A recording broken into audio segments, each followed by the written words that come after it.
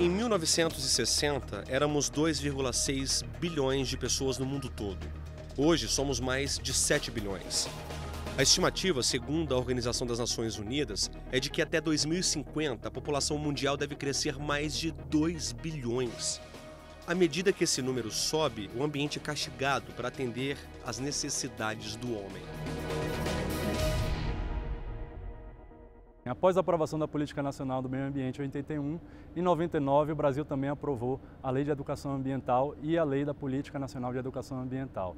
Essa lei, ela coloca todos os atores, poder público, empresas, instituições de ensino, como atores sujeitos à política de educação ambiental.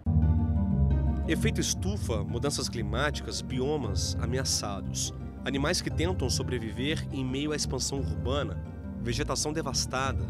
A natureza luta para resistir à ação do homem.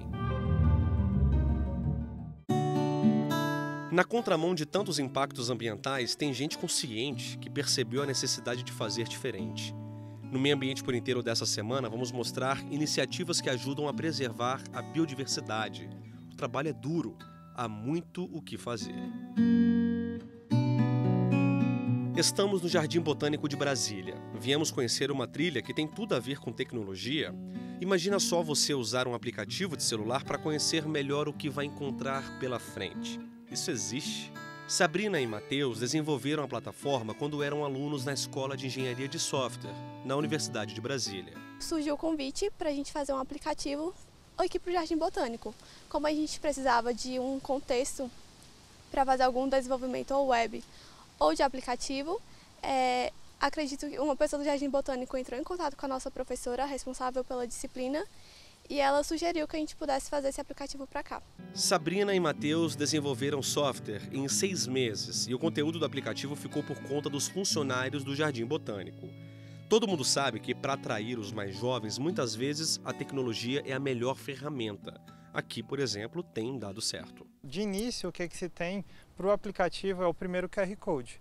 O QR Code que mostra que você está iniciando e aí, nesse início, já fala que você tem mais 1.700 metros para adentrar durante a trilha. Depois de baixar o aplicativo, o visitante aproxima a câmera do celular ao QR Code, uma espécie de código de barra. Aí começa a aventura. Para quem faz um programa de meio ambiente, saber responder às perguntas da trilha é quase uma obrigação. Eu estou com o aplicativo aqui no meu celular e vou mostrar como que funciona de uma forma bem simples. Olha só. Vou colocar aqui. Opa, já apareceu a pergunta. As principais características das folhas na área de cerrado são... Aí aparece, olha só. Aspecto coriáceo, pilosas. Em algumas espécies caem durante a estação seca. Segunda opção, folhas lisas, grandes e perenes. Terceira opção, folhas lisas, pilosas, em algumas espécies caem durante a estação seca.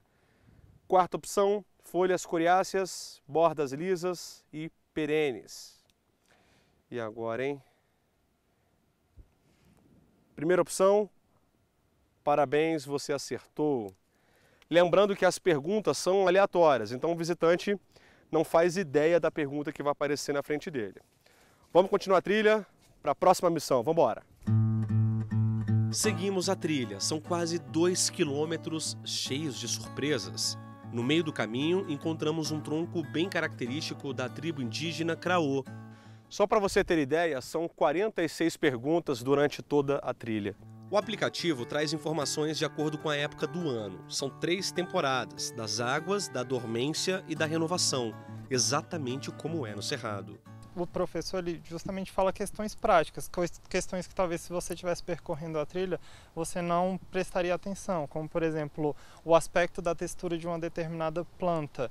Então ele meio que realmente tenta trazer essa educação ambiental para todos. Quem acerta a pergunta acumula pontos em um ranking com todos os participantes. É uma forma de incentivar o conhecimento. Isso é educação ambiental. Uma curiosidade é que durante toda a trilha a gente encontra também placas como essa daqui, que tem informações de animais que a gente encontra no Cerrado. Essa daqui, por exemplo, traz todas as informações sobre a anta. Vamos continuar?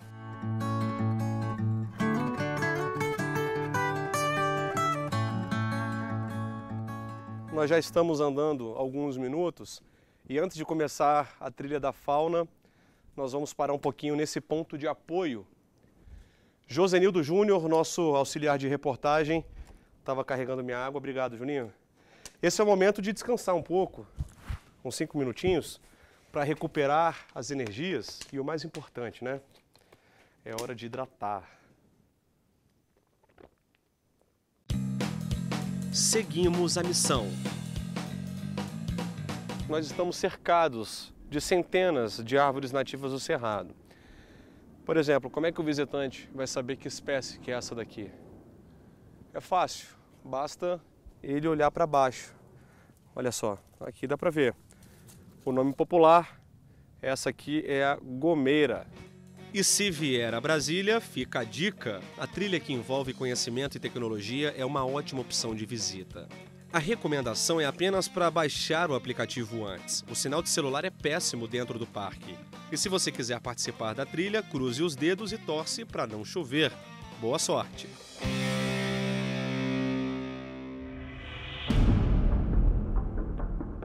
A 60 quilômetros daqui encontramos outra área de preservação ambiental, mas a história é bem diferente. Estamos na Estação Ecológica Águas Emendadas, em Planaltina, cidade do Distrito Federal. Na década de 1960, essa área era ocupada por vários chacareiros. Com a desapropriação da área, ficaram muitas espécies nativas e exóticas plantadas por eles.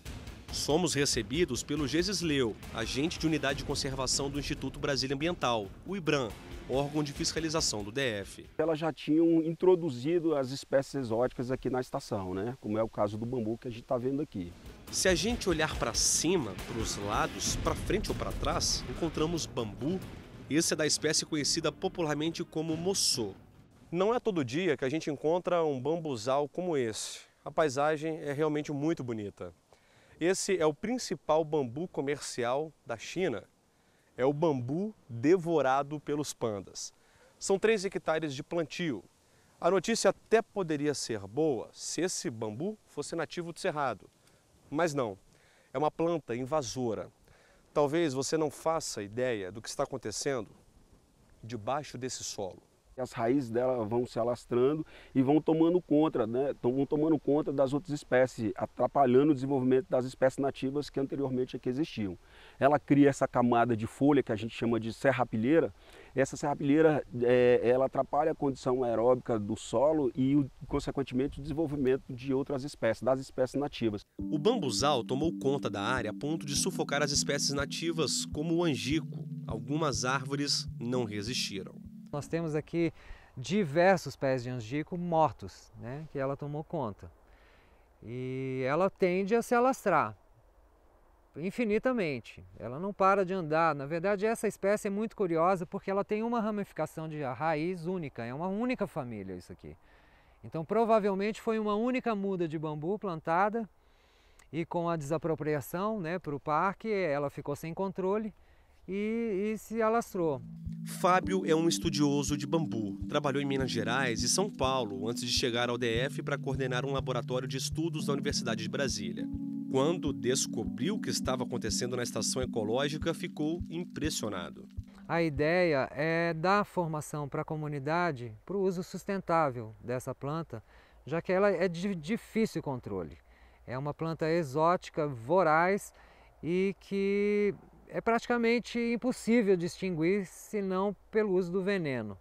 Então eu propus ao Leo que a gente iniciasse esse trabalho com a formação, né, de pessoas em situação de vulnerabilidade e os próprios alunos da universidade para desenvolver técnicas de uso desse bambu. Veja bem, o bambu moçô pode ter várias utilidades, tem características peculiares, só está no lugar errado. Aqui a presença dele causa desequilíbrio no ambiente. Ela atinge o tamanho dela em 6 meses, né, e a partir dos 3 anos ela já está pronta para o consumo estrutural, digamos assim, de 3 a 5 anos. Né? Outras características dela é o broto mais apreciado na alimentação.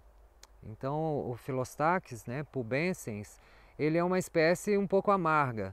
Então por isso ele é mais resistente ao ataque de bichos, né? E por isso ele tem essa resistência toda e está aqui tomando conta. Para as espécies nativas que estão ao redor não morrerem, o jeito que Fábio encontrou foi aos poucos retirar o bambu exótico daqui. O facão virou instrumento de trabalho do pesquisador.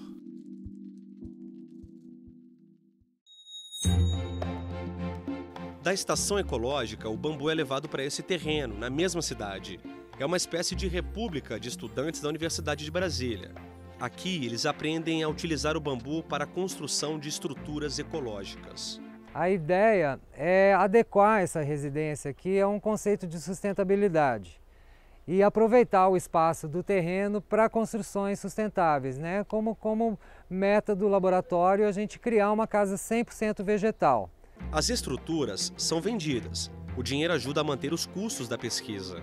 A ideia aqui é a gente formar cidadãos que saibam manusear o bambu para fazer não só estruturas residenciais, mas a gente tem o uso tradicional desse bambu na China é na movelaria. No próximo bloco, vamos contar a história de um morador do Distrito Federal que transformou uma garagem em uma agência de publicidade. A gente volta já.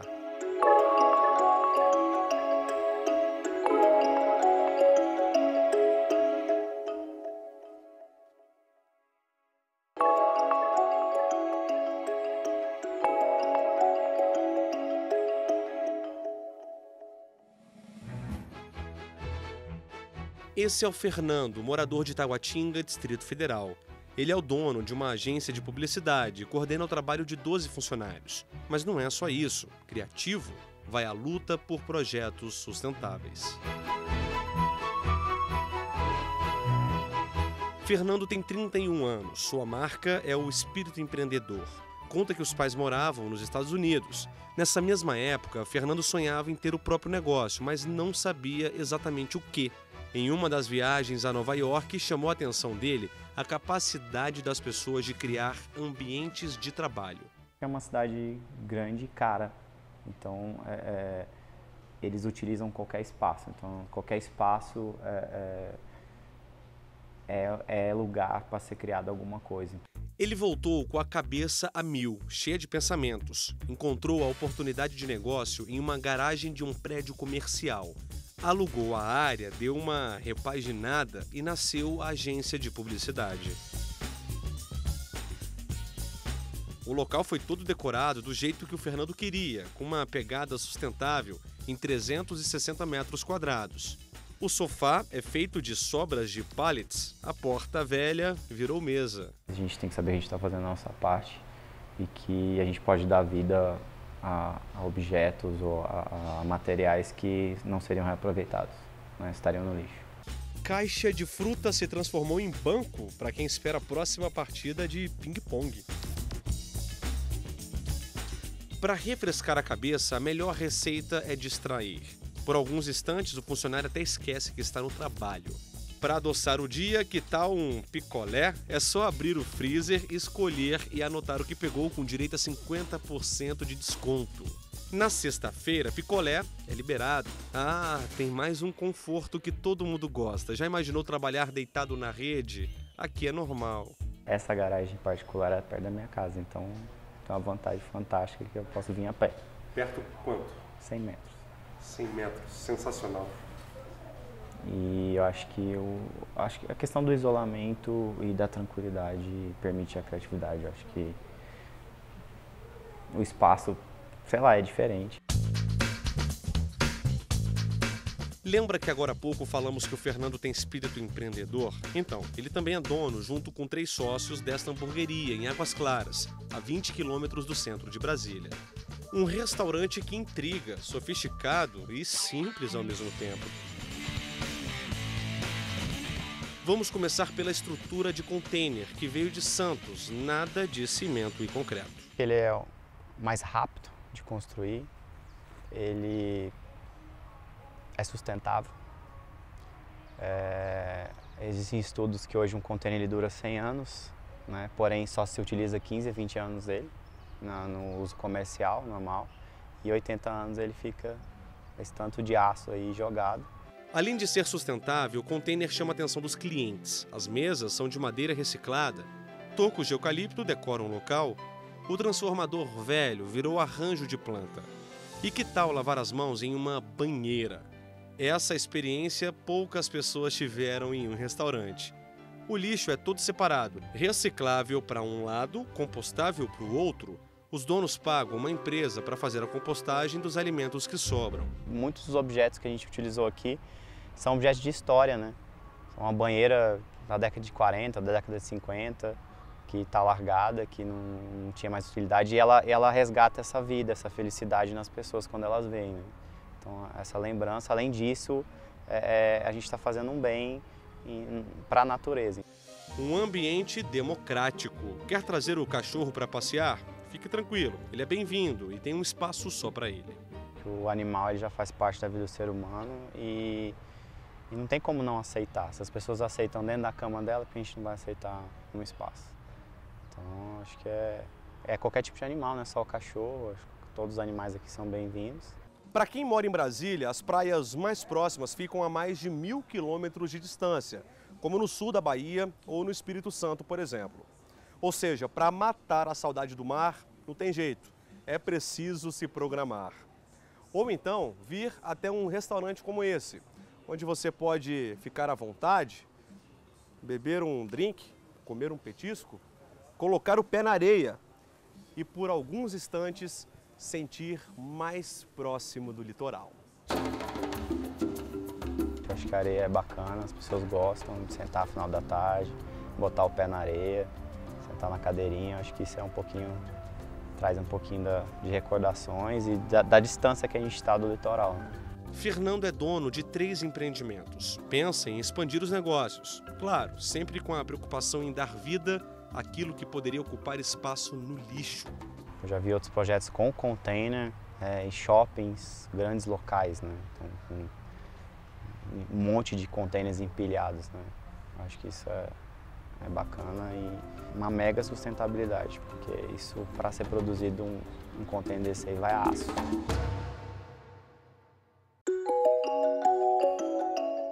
No próximo bloco, o Bob de Souza mostra como é possível praticar esporte e fazer coleta de resíduos na cidade ao mesmo tempo. A gente volta já.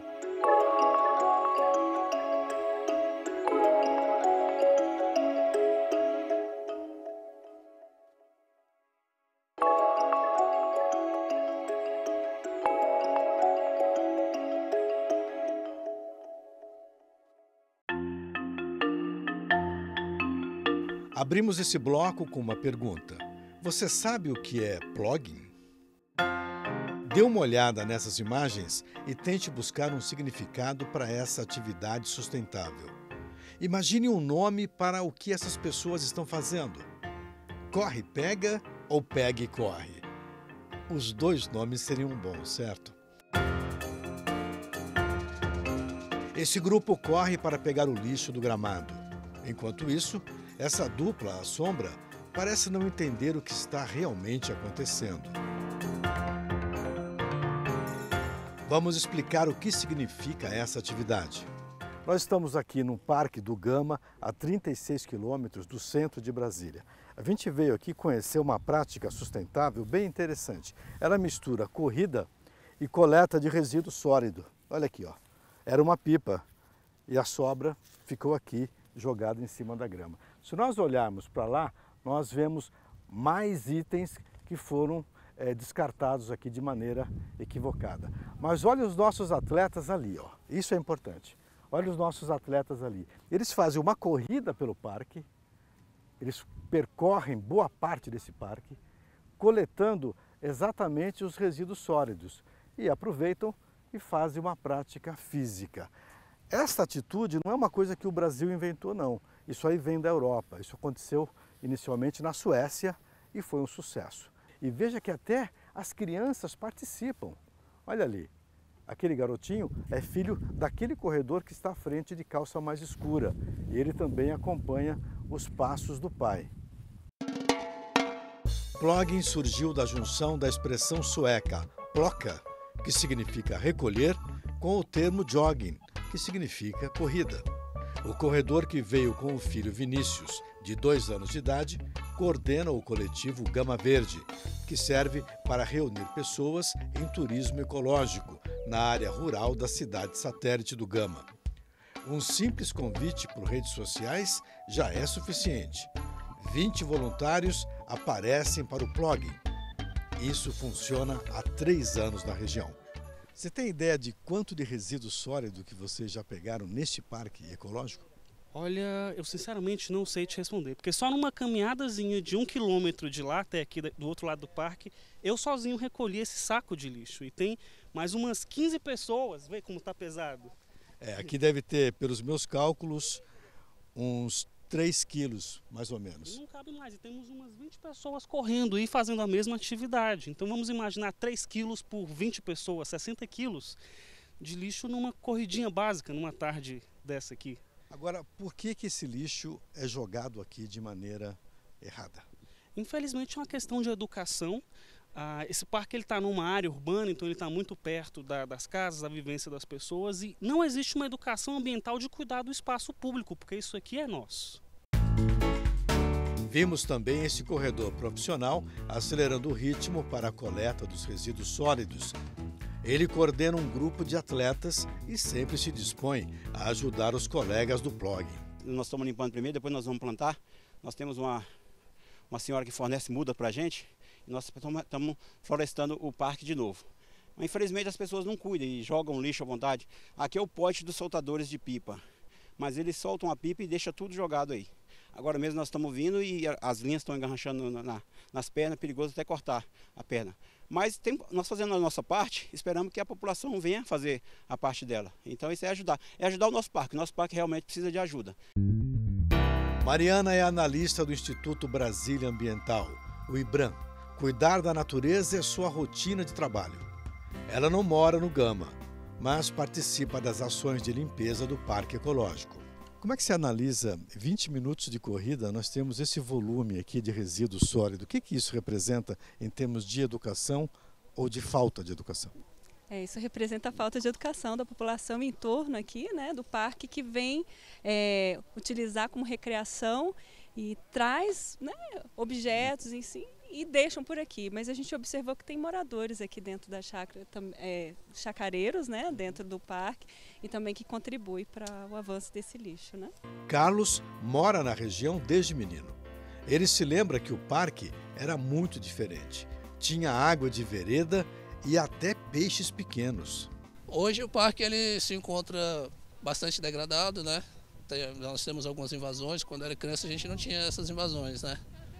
E a gente encontra bastante lixo, né? Como você pode ver, né? Quantas famílias moram aqui dentro do parque? Se eu não me engano, são as 9 ou 10 chácaras que estão invadidas. E além das chácaras, a gente tem algumas instituições, né? Que também são invasões aqui dentro do parque. Seguindo as dicas do pessoal do Gama Verde, chegamos a um ponto onde a chuva também contribui para um lago artificial. Mas a maior surpresa está a alguns metros acima. A trilha oferece raras flores do cerrado. Todo o esforço que nós vimos lá embaixo pela coleta de resíduos sólidos no Parque do Gama tem um objetivo: manter esta nascente aqui, que é a principal do parque, em boa condição de saúde. Quem acompanha esse trabalho aqui é o Juan, o nosso coordenador do Gama Verde. Ô Juan, essa nascente aqui, qual é o estado dela hoje? Ela está preservadinha, né? Ela está, mas infelizmente tem pessoas que frequentam esse local aqui e não tem noção, não tem respeito, e jogam lixo, e a gente tem que vir aqui constantemente limpar. E essa nascente, ela é a última que restou desse parque. Esse parque tem quase 60 hectares. E no começo do Gama, quando começaram a construir a cidade, haviam outras nascentes como essa aqui no parque que infelizmente foram morrendo. Esse parque inteiro ele é uma zona de recarga, ou seja, na época das chuvas ele funciona como uma esponja a céu aberto, ele absorve a água das chuvas, alimenta o lençol freático que transborda e essa área fica em parte alagada. Na época das cheias, o lençol freático, das secas, o lençol freático vai abaixando e alimenta as nascentes da região. A nascente mais próxima é a do Córrego da Serra. O Córrego da Serra ele cai no Ribeirão Ponte Alta, o Ribeirão Ponte Alta cai em Corumbá, o rio Corumbá deságua no rio Paranaíba, o rio Paranaíba deságua no rio Paraná, que é o 7º maior rio do mundo e o 2º maior da América do Sul, que deságua na foz do Rio da Prata entre a Argentina e o Uruguai, ou seja, A água que sai dessa nascente percorre todo esse caminho aqui. Então isso não é algo somente para nós que moramos aqui no Gama. Essa nascente tem uma importância continental, se nós olharmos dessa forma. Apesar dos maus tratos, o Parque Ecológico sobrevive. Pessoas como essas que vimos hoje suam a camisa para que a área de 60 hectares se mantenha viva. Além dessa nascente, há outro sinal de longevidade. Essas árvores são uma coleção de Mimosa herringiana. A espécie só existe nesse parque ao ar livre. Fora daqui, está praticamente extinta. O trabalho de restauração do planeta não tem fim. De tema de corrida como plugin, vamos para o mundo dos games. Alunos de Tecnologia da Informação da Universidade Federal do Pará decidiram meter a mão na massa. 5 alunos desenvolveram um jogo para desktops e celulares. O jogador infantil terá até 5 etapas para deixar o ambiente paraense mais limpo. Dentro do jogo tem uma aba de coleta seletiva para, além da criança aprender sobre os problemas ambientais, ela saber como selecionar o lixo para fins de reciclagem. O trabalho educativo já é um sucesso entre os paraenses.